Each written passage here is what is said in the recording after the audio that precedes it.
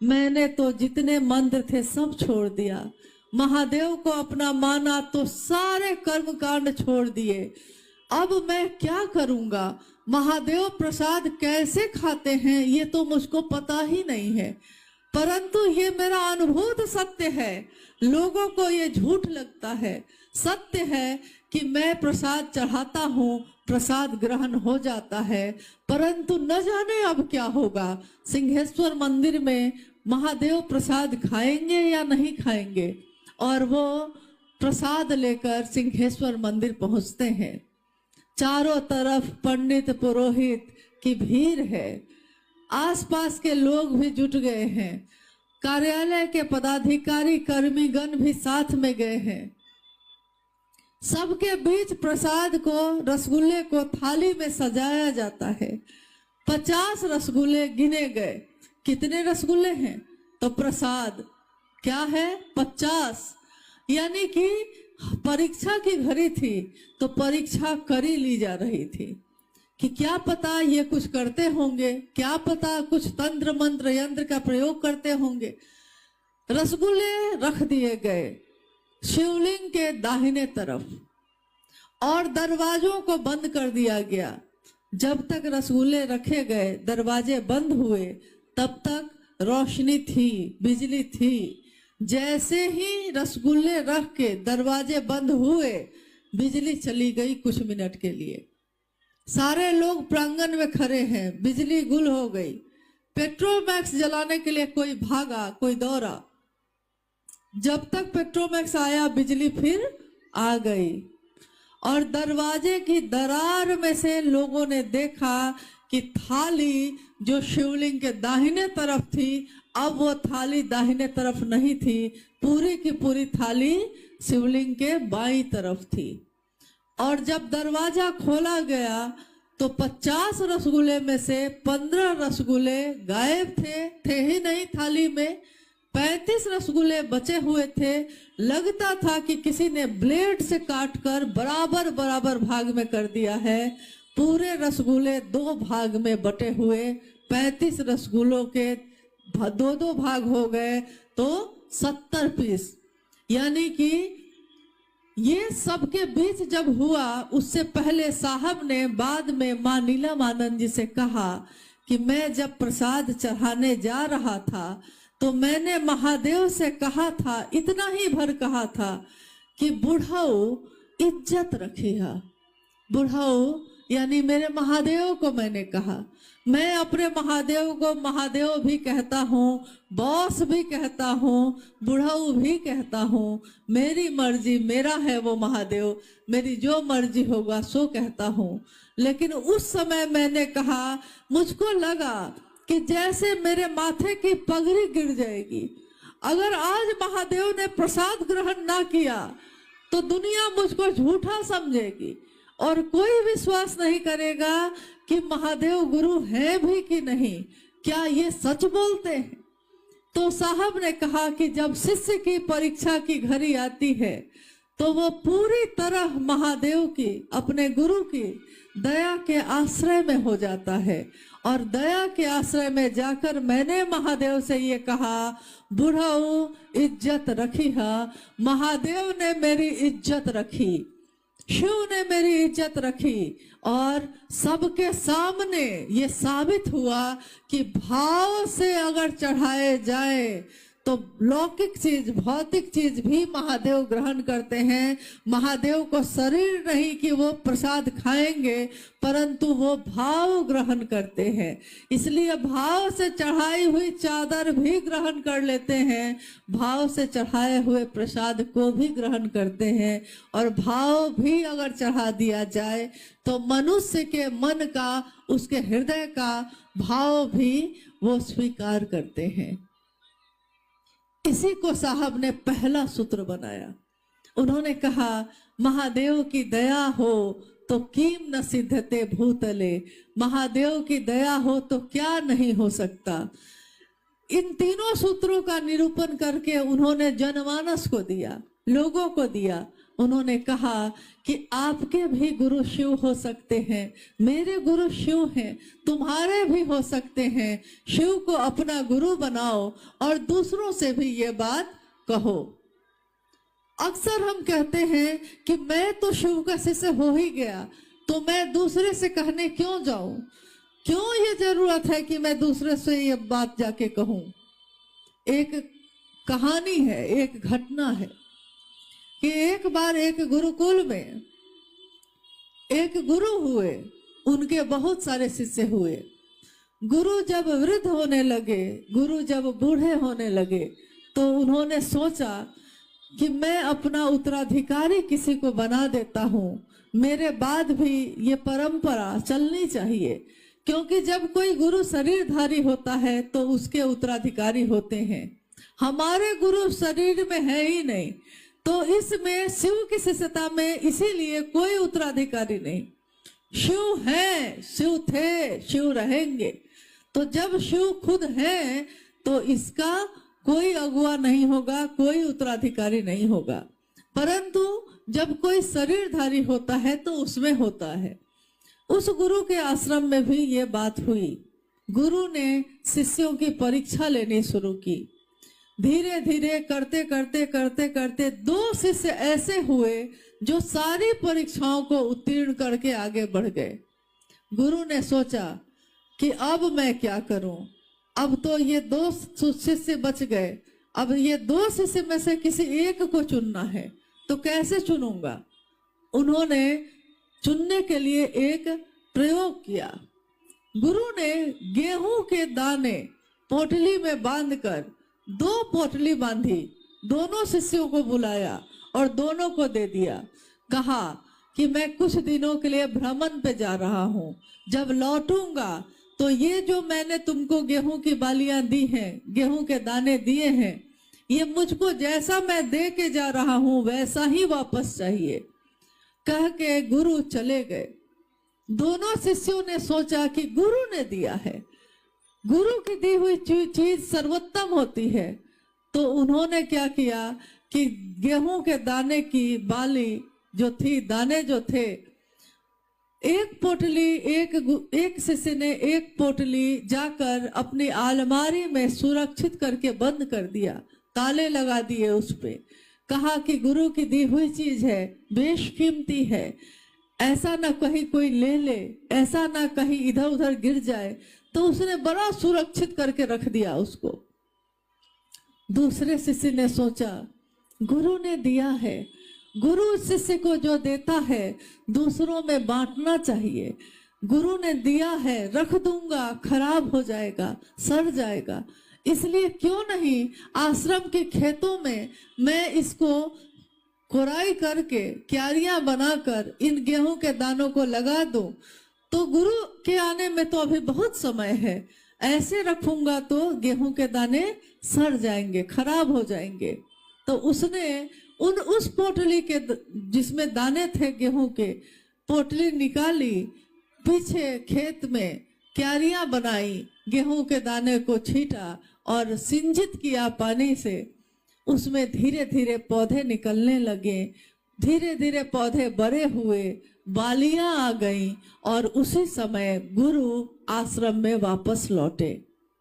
उन्होंने अपने दोनों शिष्यों को बुलाया और कहा कि मैंने जाते समय जो गेहूं की पोटली तुमको दी थी मुझको वापस करो।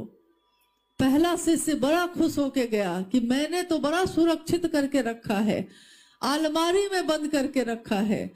जब उसने निकाला और पोटली लेकर गुरु के पास आया, पोटली को खोला, गेहूं के सारे दाने सड़ चुके थे।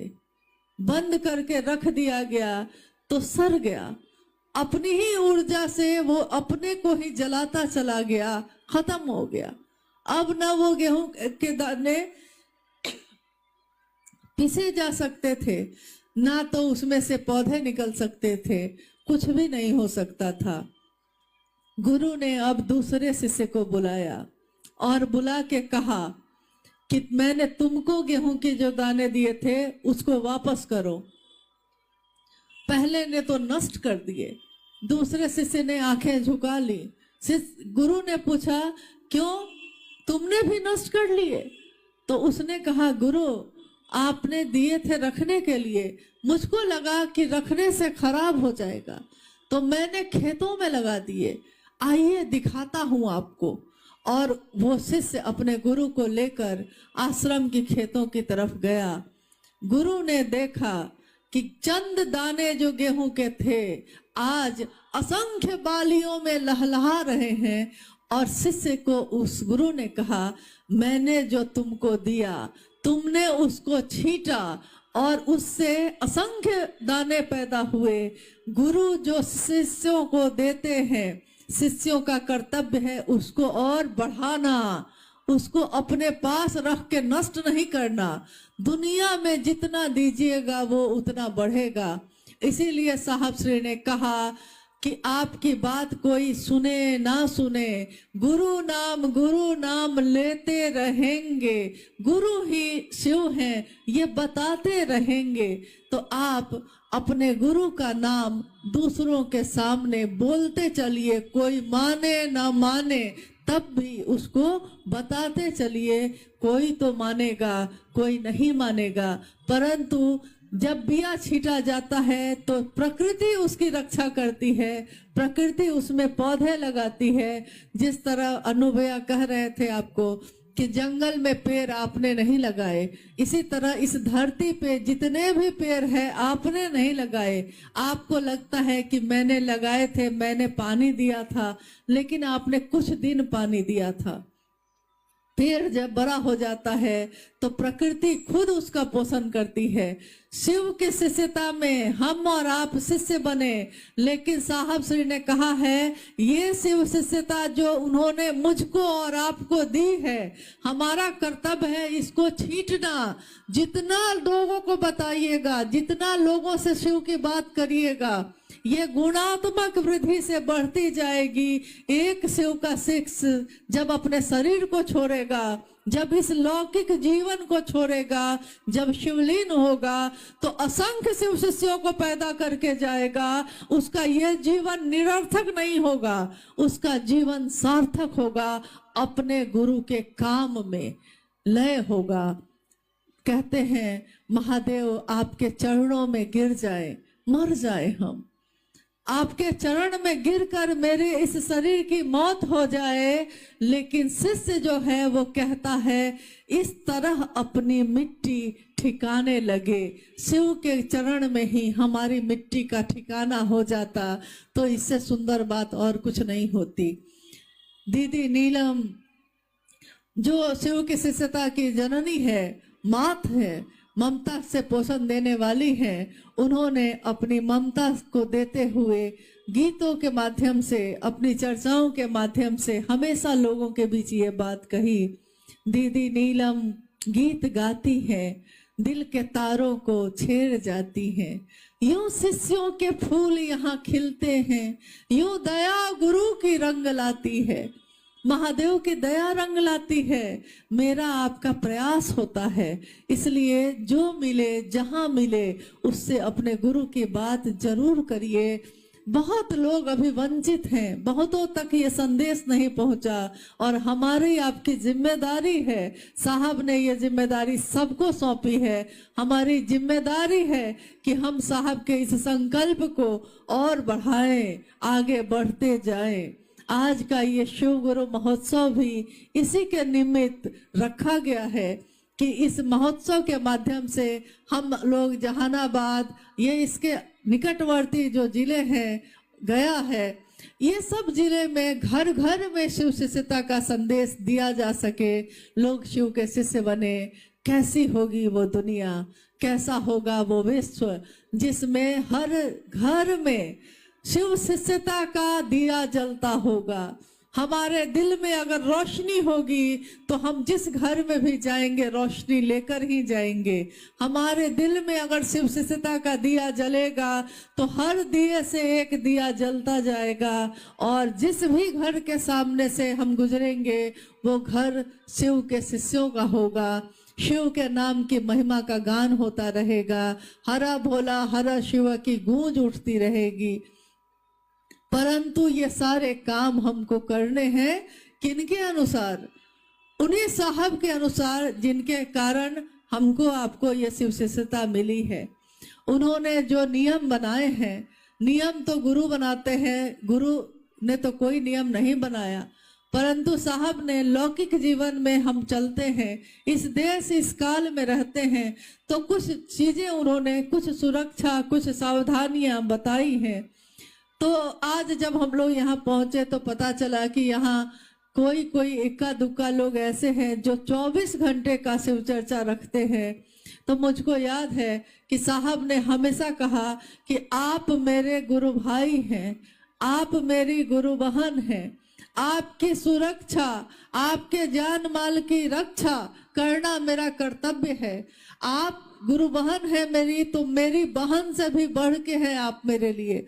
गुरु भाई है तो मेरे भाई को मेरी चिंता हो ना हो, लेकिन मेरे गुरु भाई को अगर भोजन नहीं मिलता तो मैं भोजन नहीं करता। असंख्य चर्चाओं में साहब ने भोजन नहीं किया इसलिए कि लोगों को भोजन नहीं मिला। तो उन्होंने कहा कि किसी भी कीमत पे, किसी भी स्थिति में कोई भी चर्चा जब रखी जाती है तो दीवा काल में ही रखी जाए। दीवा काल का अर्थ होता है सुबह से लेकर शाम के बीच का समय। 24 घंटे में आप महादेव से दया कभी भी मांग सकते हैं, महादेव को प्रणाम कभी भी कर सकते हैं, किसी भी स्थिति में कर सकते हैं, परंतु शिव की चर्चा आपको दीवा काल में ही करने का निर्देश साहब श्री के द्वारा है। इसलिए किसी भी स्थिति में कोई अगर गुरु भाई या गुरु बहन 24 घंटे का शिव चर्चा रखते हैं तो मेरा ख्याल है कि वो गुरु भाई गुरु बहन हो ही नहीं सकता। जो साहब के निर्देश के बाहर महादेव का काम करता हो वो शिव का शिष्य तो नहीं हो सकता, कृतज्ञ तो नहीं हो सकता, कृतज्ञ जरूर हो सकता है। इसलिए साहब श्री की बातों को सुनिए, जानिए और उसी के अनुसार अक्षरशः चलने का प्रयास करिए। आइए, हम लोग के पास अगर कोई जिज्ञासा आई है तो थोड़ा हम लोग उस जिज्ञासा पे भी बात कर लेते हैं। आज का ये मौसम जो जहानाबाद में है महादेव की असीम दया से है, और ये असीम दया महादेव ने कुछ घंटों के लिए की है। इसलिए हम लोग समय पे ही इस कार्यक्रम को खत्म भी करेंगे ताकि जाने वाले लोग ससमय सुरक्षित अपने घर को पहुंच जाएं। आइए, हम लोग कोई जिज्ञासा है तो उस पर बात कर लेते हैं।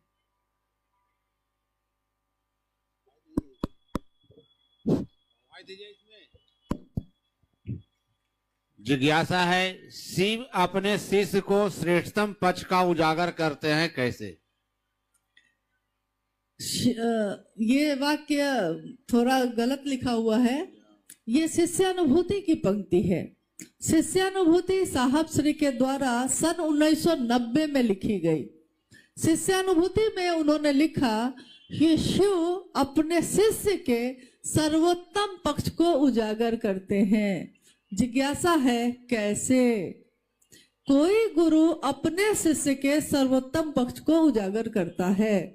जैसे हम अपने बच्चे को पढ़ने के लिए भेजते हैं मास्टर साहब के पास, शिक्षक के पास, जब भेजते हैं तो वो मास्टर, वो शिक्षक कुछ दिन पढ़ाने के बाद आपको बताता है कि दीदी आपका बच्चा जो है वो उसका गणित बहुत अच्छा है, आप ना इसको गणित साइंस लेकर पढ़ाइए, इसका गणित बहुत अच्छा है, इंजीनियर बन सकता है। कोई कहता है इसका जीव विज्ञान अच्छा है, ये डॉक्टर बन सकता है। कोई कहता है इसकी भाषा बड़ी अच्छी है, प्रोफेसर बन सकता है। यानी अगर कोई शिक्षक होता है तो वो अपने शिष्य के अंदर के गुण को पहचान कर और उसको सामने लाता है। जब गुरु शिव होंगे और शिष्य एक जीवात्मा होगी, एक मनुष्य होगा, तो गुरु अपने शिष्य यानी उस जीवात्मा के सर्वोत्तम पक्ष को उजागर करेंगे। जब आपसे कोई पूछता है आप कौन हैं, तो आप कहते हैं मैं मास्टर हूं, मैं किसान हूं, मैं डॉक्टर हूं। आप ये कहते हैं कि मैं दुकान चलाता हूं, दुकानदार हूं। परंतु साहब से जब आवाज ने पूछा था तो उन्होंने कहा था मैं शिव का शिष्य हूँ। उस समय वो डिप्टी कलेक्टर थे। साहब ने कहा गुरु जब पूछते हैं, शिव जब गुरु हैं और तब वो पूछते हैं, तो शिष्य के सर्वोत्तम पक्ष यानी कि उसका जीव से शिव हो जाना एक जीव का सर्वोत्तम पक्ष होता है। और देखिए हमारे आपके अंदर ये हुआ है, जो वाह परिवर्तन है उसको लोग देख पाते हैं इन आंखों से। जो अंतर का परिवर्तन है, अंदर का परिवर्तन है, वो इन आंखों से दिखाई तो नहीं देता, परंतु अनुभूत किया जाता है। अंदर का परिवर्तन यानी हमारा मन बदल गया। जो मन दूसरों के लिए नफरत से भरा होता था अब करुणा से भरा है। जिस मन में पहले दूसरों के लिए पीड़ा देने का भाव था अब सुख देने का भाव है। जो पहले बैठकर लोगों की शिकायतें शिकवे करता था आज लोगों की बड़ाई करता है, कहता है अरे भैया आपने तो बड़ा अच्छा महादेव का काम किया, अरे दीदी आप तो बहुत अच्छा काम करते हैं, कितना अच्छा, आपके साथ चलिए हम भी चलते हैं। देखिए जो मन पहले था हमारा मन आज कैसे बदल गया।